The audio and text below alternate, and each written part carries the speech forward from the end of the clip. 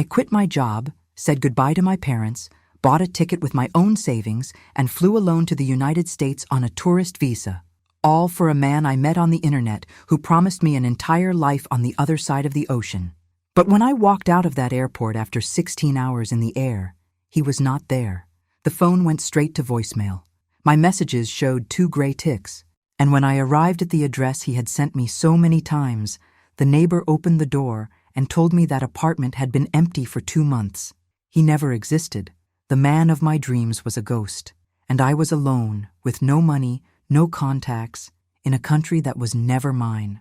What happened next will leave you speechless. My name is Priya. I am 35 years old, and I need to tell you what happened to me, because I have been silent for too long, and the silence almost killed me. I want you to read every single word of this, not because my story is unique, but because it is not. Because somewhere right now, there's another woman sitting in a tiny room in a city she doesn't know, staring at a phone screen that has gone dark, wondering the same thing I wondered. How did I let this happen to me? So let me take you back. Let me take you all the way back to the beginning, to a city in Gujarat, to a family that loved me fiercely, to a life that, even if it wasn't perfect, was mine. Let me take you back to before Arjun. I was 33 when I met him. I know. I can already hear what some of you are thinking. 33, unmarried, she must have been desperate. And maybe that's part of the wound I carry today. Because in our culture, in our families, in our auntie's eyes, 33 and single is not a neutral thing. It is a statement. It is a failure. It is something that needs to be fixed. My mother had stopped asking me directly by then.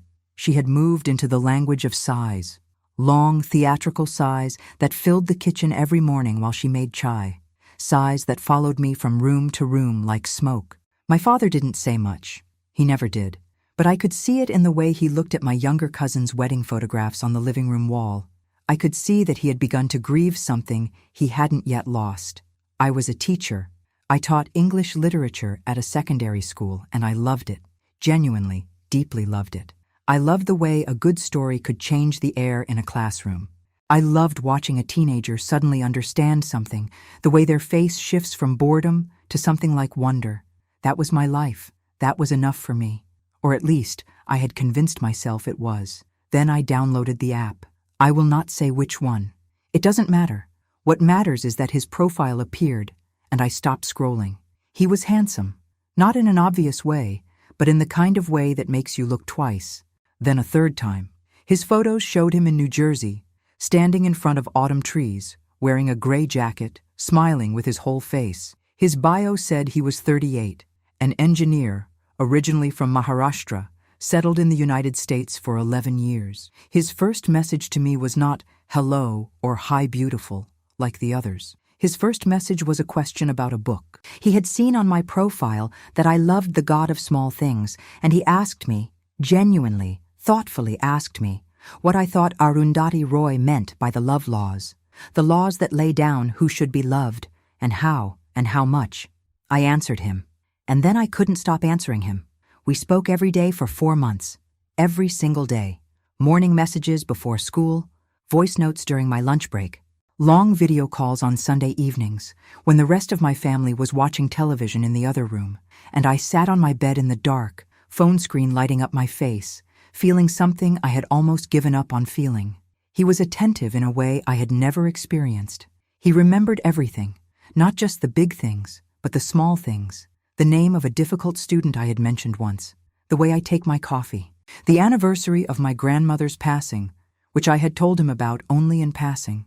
He would bring these things back to me weeks later, weave them into conversation, and I would feel it, that terrifying, beautiful feeling of being known.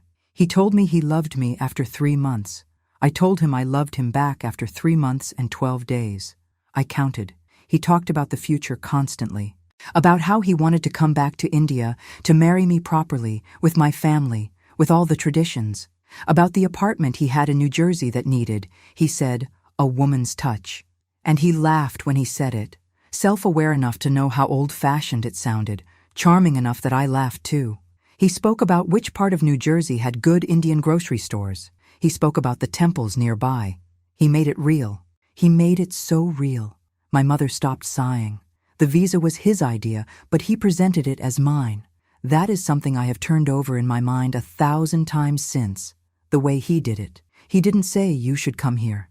He planted the seed, watered it patiently, and then stepped back and let me believe the flower was entirely my own. I just wish I could show you this place, he would say. I wish you could see the fall here. The leaves turn red and orange and yellow all at once. You would write poetry about it, Priya. I know you would. So I applied for a tourist visa. And I want to be very clear about something. I am not a naive woman. I am educated. I have read books. I have taught books. I understood, in an abstract way, that the world contains people who are not what they present themselves to be. I knew that. But knowing a thing and feeling it are two entirely different countries, and I had never crossed that border before. The visa took 3 months to process. During those 3 months, Arjun and I spoke about what we would do when I arrived. We would go to New York City. He said he had never done the tourist things properly and wanted to do them with me. We would eat at a Gujarati restaurant in Edison that he swore had food that tasted like his mother's cooking. We would walk in the park. We would be together, finally, in the same air, the same city, the same room. The night before my flight, my father came into my bedroom. He sat at the edge of my bed, something he had not done since I was a small child, and he held my hand, and he said, "Priya, are you sure about this man?" I told him yes. I told him I was absolutely sure. I kissed my mother goodbye at 4 in the morning. She pressed a small Ganesh Murti into my hands and told me to keep it with me always. She was crying. I told her they were happy tears, that everything was going to be fine, that the next time she saw me, I would have news worth celebrating. I boarded that flight carrying 35 years of hope inside one suitcase, and Arjun never came to the airport. I stood at the arrivals gate for 2 hours and 40 minutes. I know the exact time because I watched every minute pass on the large clock mounted above the exit doors. I watched it the way you watch something when you have nothing else to hold on to, obsessively, desperately, as if the numbers themselves might give me an answer. 2 hours and 40 minutes. 160 minutes, and in every single one of those minutes, I told myself a different story about why he wasn't there. His phone died. He got the time wrong. There was traffic. There was an accident. God, please not an accident.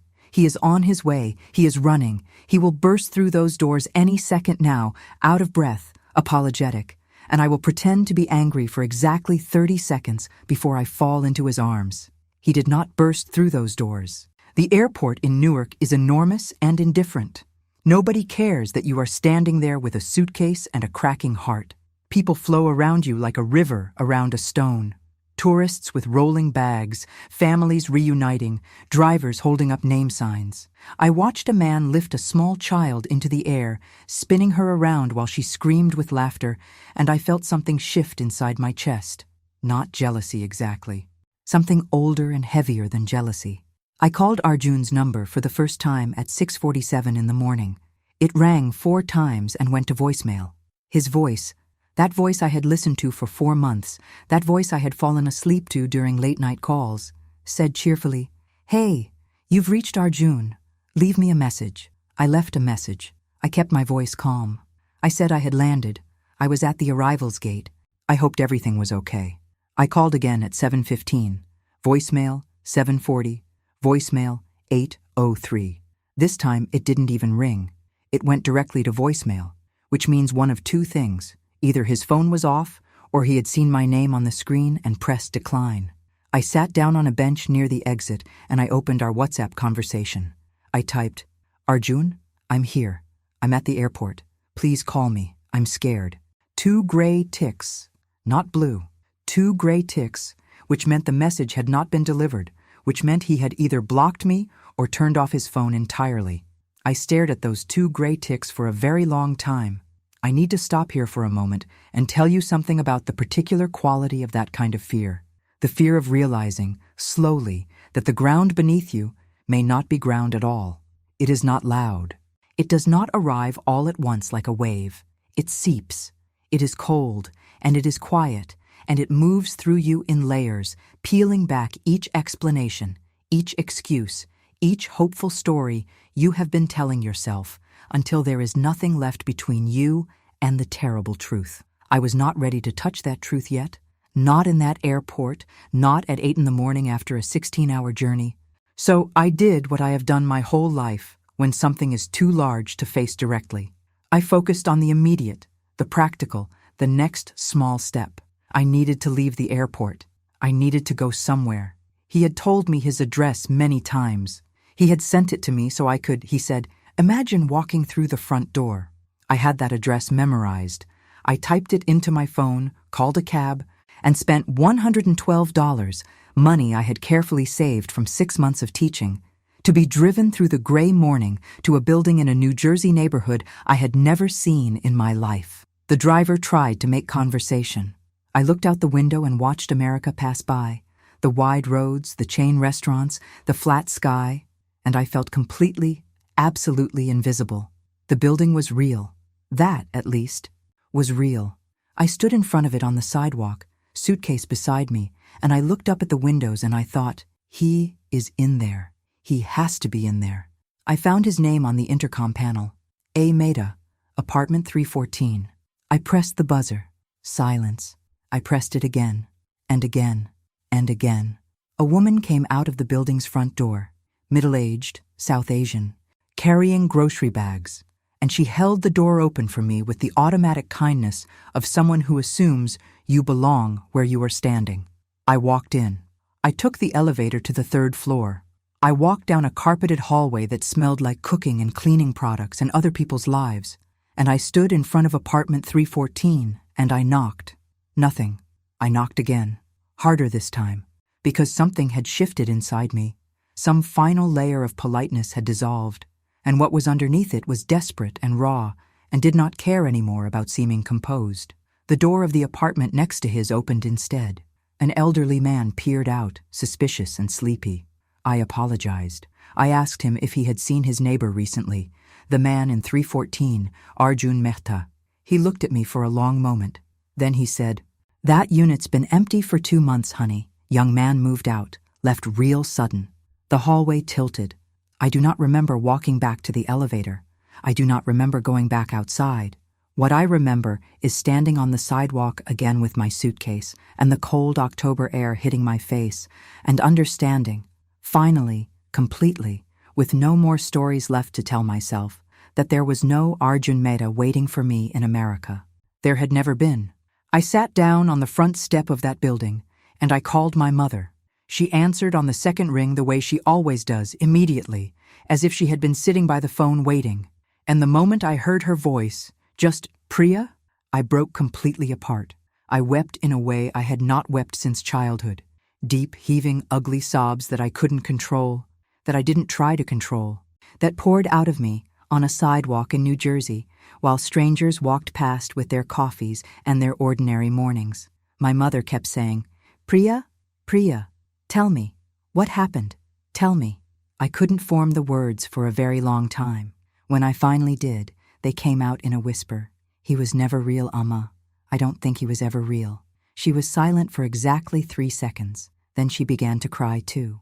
And the two of us wept together across an ocean, across 12 time zones, me on a cold step in a city I didn't know, her in a kitchen that smelled like turmeric and home. And I have never in my life felt a distance so physical, so brutal, so impossible to cross. I had a return flight booked for 3 weeks later. 3 weeks I had planned to spend building the beginning of a new life. I now had those 3 weeks. A tourist visa, a suitcase, and approximately $900 left. I had to make a decision. I could call the airline and try to change my ticket and go home, go back to my mother, my father, my classroom, the life I had quietly and deliberately left behind. Go back to the sighs and the pity and the whispered conversations at family gatherings. Go back and explain to everyone who had watched me leave with such hope exactly what had happened to me. Or I could stay. I sat on that step for a long time, and then I wiped my face with the back of my hand, picked up my suitcase, and started walking. I want to tell you that I walked with purpose. I want to tell you that in that moment, something heroic ignited inside me, some ancient, unbreakable strength that carried me forward with my head high and my heart steady. I want to tell you that, because it would make a better story. But the truth is that I walked with absolutely no idea where I was going. I just walked because standing still felt like dying. New Jersey in October is beautiful in the way that breaks your heart a little. Arjun had been right about that. The leaves really do turn red and orange and yellow all at once, exactly as he described, and I hated him for being right about that. I hated that the one thing he had not lied to me about was the color of the leaves. I found a small diner 3 blocks from that building. I went inside because my legs were giving out, and because I needed to sit somewhere warm where nobody would look at me with concern. I ordered a coffee I couldn't really afford, and I sat in a corner booth and I tried to think. I had $932. I had a tourist visa valid for 6 months, which I had been granted almost miraculously on the first application, something that had felt at the time like a sign, like the universe confirming that I was making the right choice. I had 1 suitcase. I had a phone with an Indian SIM that was already bleeding money with every international minute I used. I had no contacts in America. Nobody, not a single person, because Arjun had been my only connection to this country, and I had not thought to build any others. I had not thought I would need to. I sat in that diner for 3 hours. The waitress, a heavy-set black woman with elaborate braids and the kind of face that has seen everything, refilled my coffee twice without being asked. The second time, she paused and looked at me directly and said very quietly, "You okay, sweetheart?" And I said yes. I was fine, thank you. She looked at me for one more moment, the kind of look that says, "I don't believe you, but I will respect your answer." And then she moved on to the next table. That small kindness nearly destroyed me all over again. I did the only logical thing I could think to do. I opened every Indian community group I could find on Facebook, and I posted the same message in 3 of them. I said I was a 35-year-old woman from Gujarat, newly arrived in New Jersey, in a difficult situation, looking for a room to rent at very low cost, willing to cook or clean in exchange for reduced rent. I said I was a teacher. I said I was responsible and quiet and would explain the full situation in private. Then I put my phone down and drank my terrible coffee and watched the street outside the window and thought about my students. I thought about a girl in my class named Ria, 16 years old, brilliant, always sitting in the front row, always with her hand up. I used to tell her, the most important skill you will ever learn is how to keep going when you have no reason to. I used to say that with such confidence, the way you say things when you have never truly been tested by them. I thought about Ria, and I was deeply, profoundly ashamed. By the time I had finished my 3rd coffee, I had 11 responses in my inbox. Most of them were useless. One man asked for photographs before he would consider helping me, and I deleted that message so fast my thumb left a blur on the screen. 2 were scam attempts so transparent they would have been almost funny in another life, but 3 were genuine. 3 women, all Indian, all in the greater New Jersey and New York area, who had read my post and responded with something real. The one I chose was a woman named Kavitha. She was 51 years old, originally from Karnataka, had been in America for 22 years, and lived in a 2-bedroom apartment in a town called Isalin, which I would later learn is home to one of the largest Indian communities in the entire country. She had a spare room. She said I could have it for 2 weeks for free, after which we would discuss a small amount if I was still there. She asked nothing else. She didn't ask me to explain my situation. She just sent her address and said, "Come whenever you're ready. I'll make rice." I cried reading that message. I cried because of the rice. Something about the rice, the absolute ordinary homeliness of that offer, the assumption that food was the first thing I needed, which is such a deeply Indian way of showing love, cracked something open in me that the fear and the grief and the shame had not managed to crack. I took a bus to Iselin. It cost $2.25 and took 40 minutes. And I sat with my suitcase between my knees and watched the landscape change from unfamiliar to slightly less unfamiliar. And I breathed. Kavitha was exactly what her message had suggested she would be. She opened the door and she looked at me, rumpled, red-eyed, clutching my suitcase like a life raft, and she said nothing dramatic. She simply stepped aside to let me in, took the suitcase from my hand, and said, "The bathroom is on the left. Wash your face. Food is in 20 minutes. I washed my face. I sat at her small kitchen table. She put a plate of rice and sambar in front of me, and I ate it, and I wept silently while I ate, and she sat across from me and drank her tea, and did not make me feel pathetic for a single second. That is a gift. That is an enormous, underestimated gift. To be allowed to fall apart without someone making you feel small for it. Later that evening, after the dishes were done, she sat next to me on her small sofa and she said, "Do you want to tell me?" And I told her everything. Every message, every call, every plan, every dream I had stitched together over 4 months. The book question, the autumn leaves, my mother's sighs, the gray ticks on WhatsApp, the empty apartment, the elderly neighbor with his devastating 12 words. "That unit's been empty for 2 months, honey." Kavitha listened to all of it without interrupting once. When I finished, she was quiet for a moment. Then she said, "This happens more than people say. Women come here for men who do not exist. Sometimes the man was lying from the beginning. Sometimes the man believed his own lies for a while and then could not face the reality. Either way, the woman is the one left standing in the airport." She said it plainly, without drama, the way you state a fact about weather. And somehow that plainness helped more than any amount of sympathy could have, because it told me that I was not uniquely foolish. I was not uniquely broken. I was simply one of many women standing in airports. And now I needed to decide what I was going to do next. That night, I lay in Kavitha's spare room on a bed with a yellow bedspread, and I looked at the ceiling, and I listened to the unfamiliar sounds of an American night. Sirens in the distance, a dog somewhere, the low hum of a refrigerator, and I thought about my return flight, 16 days away. 16 days and I could be back in Gujarat, back in my classroom, back in a life I understood. But I thought about something else too. I thought about the fact that I was here, that I had arrived, terrible as the circumstances were, in a country I had never been able to reach before, that my visa was valid, that I had, against all odds and with the help of a stranger who made rice, survived the first day. I thought about Raya, about what I would tell her if she were here, sitting across from me in this yellow bedspreaded room in Iselin, New Jersey. What would I tell her to do? I already knew the answer. I had always known it. I had been teaching it for years, without ever having to live it. I reached for my phone. I opened a new document. And at 11:47 at night, in a borrowed room in a borrowed life, I started to write down every skill I had.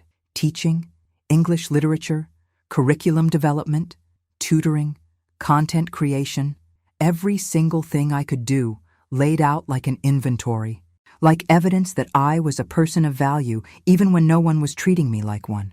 I was not going home. I was terrified. I was heartbroken.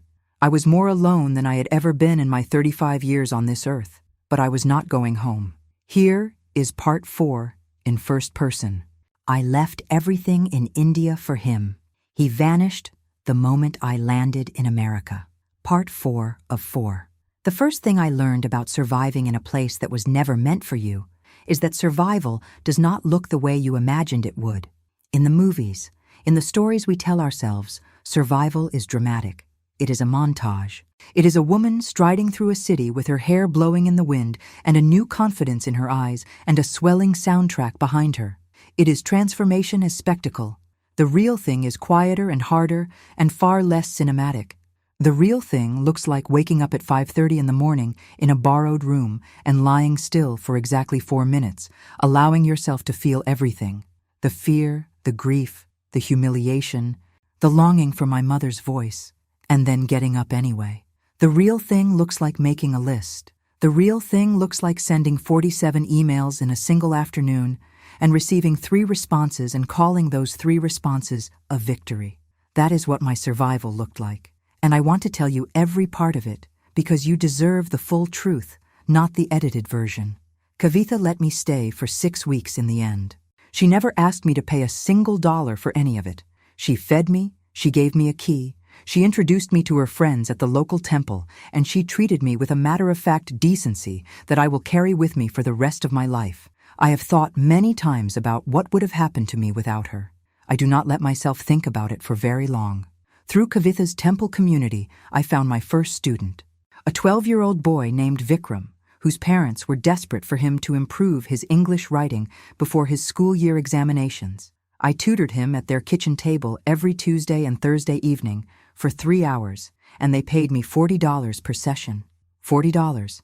I remember how it felt to hold that first $40 bill, not because of what it could buy, which was not much, but because of what it represented.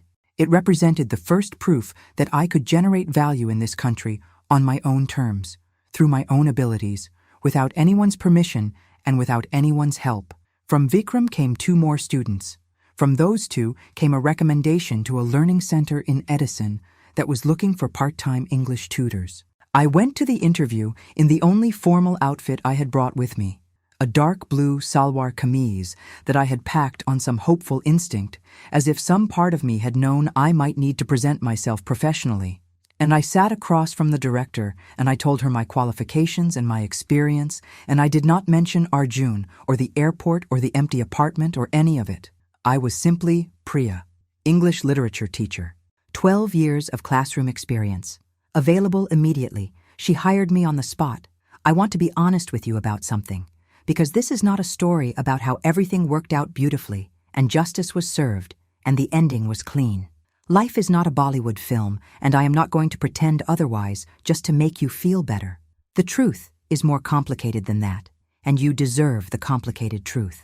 I never found out who Arjun really was. I tried. I reported the situation to the local police, and they were sympathetic in the way that institutions are sympathetic when they have no real tools to help you. Politely, briefly, and then they moved on. I hired a private investigator for 2 weeks, using money I could not truly spare, and what he found was that the name Arjun Mehta was attached to a profile that had been created less than 6 months before we met and dissolved shortly after I arrived. No real address, no real employer, no real history. A ghost assembled from photographs, stolen from a real man's Instagram account. A man in Mumbai who had no idea his face had been used to break a woman's life across an ocean. I sat with that information for a long time. The grief of it was different from what I expected. It was not just grief for what I had lost, the relationship, the fantasy, the future I had imagined. It was grief for something more fundamental. It was grief for my own certainty, because I had been certain. I had been so completely, unshakably certain that I knew this person, that I had looked into his heart through a screen and seen something true, and the certainty had been wrong. And if that certainty could be wrong, then what did I know about my own judgment? What could I trust? That question haunted me for months. It haunted me in the tutoring center, in the temple, in Kavitha's kitchen, in the small room I eventually rented when I moved out, a room in a shared house in Eastland with 2 other Indian women, both of them quietly navigating their own complicated relationships with this country. We never talked very directly about our difficulties. We made each other tea, we shared food, we watched Hindi serials together on laptop screens at night and laughed at the melodrama, and did not acknowledge that our own lives contained enough melodrama to fill several seasons. I called my parents every Sunday without fail. My father, who never said much, started saying more. He would ask about my students by name. He would ask about Kavitha, whom he had come to think of as a kind of guardian angel. My mother stopped crying on our calls somewhere around the 3rd month, not because she had stopped worrying, but because she could hear in my voice that I was still standing, and that was enough for her to hold on to. I want to be honest with you about the dark days, too, because I think we do each other a disservice when we only share the strength, when we only show the striding and the swelling soundtrack. There were days when I sat in waiting rooms with a number in my hand and fluorescent lights above me and paperwork in my lap, and I felt so small, so bureaucratically insignificant, that I could barely breathe. There were days when I called my mother and told her I was fine when I was not fine at all. When I was sitting on the floor of my room with my back against the bed because the chair felt like too much effort, because getting through the next hour felt like a calculation I couldn't complete. I want you to know about those days because I think we do each other a disservice when we only share the strength. The floor days are real. The floor days are part of it. And if you are having a floor day right now, if you are reading this from your own borrowed room in your own borrowed life, I want you to know that the floor day is not the end of the story. It is just a day. You are allowed to be on the floor, and tomorrow you will get up. What I found in America was not what I came for. I came for a man who did not exist. What I found instead was Kavitha, who cooked rice for a stranger without asking why. I found Vikram, who looked at me across a kitchen table and slowly, painstakingly, learned to love the semicolon. I found the two women in my shared house, whose names I will not share here because their stories are their own, but whose quiet company saved me on more evenings than I can count. I found a community at a temple that welcomed me with the uncomplicated warmth that Indian communities can sometimes offer each other when they are far from home and understand what far from home truly costs. I found myself, though I resist saying that, because it sounds like exactly the kind of thing someone says at the end of a movie. But it is true nonetheless. I found a version of myself I had not met before, a version who could be completely alone in an unknown country with almost nothing, and still function, still teach, still make someone laugh, still get up off the floor. That version of myself had always been there. I simply needed the worst possible circumstances to make her introduction. I am still here. That is not nothing. That is, in fact, everything. I have one more thing to say, and then I am done. And this one last thing is the reason I agreed to tell this story publicly, the reason I sat down and opened all of these doors that I keep mostly closed. If you are a woman who is talking to someone online right now, someone who is attentive and remembers the small things and asks about your books and paints you a picture of a future so vivid you can almost touch it, please hear me. I am not saying that love is not real. I am not saying that connection across distance is impossible. I am saying, before you buy a ticket, before you pack a suitcase, before you say goodbye to the people who have loved you your whole life, verify. Meet in person on neutral ground. Tell people where you are going and who you are going to see. Do not make any country your only lifeline to another human being. Do not let any person become your entire geography. You are worth more than a ghost's promises. You are worth more than 2 gray ticks on a screen. You are worth someone who shows up. I know because I had to come all the way to New Jersey, alone and broken and with $900, to finally learn that about myself. And on most days, not all days, but most, I think it was worth it. This is part 4 of 4. Thank you for reading my story. If this moved you, share it with someone who needs to hear it. And if you have a story of your own, you know where to find us.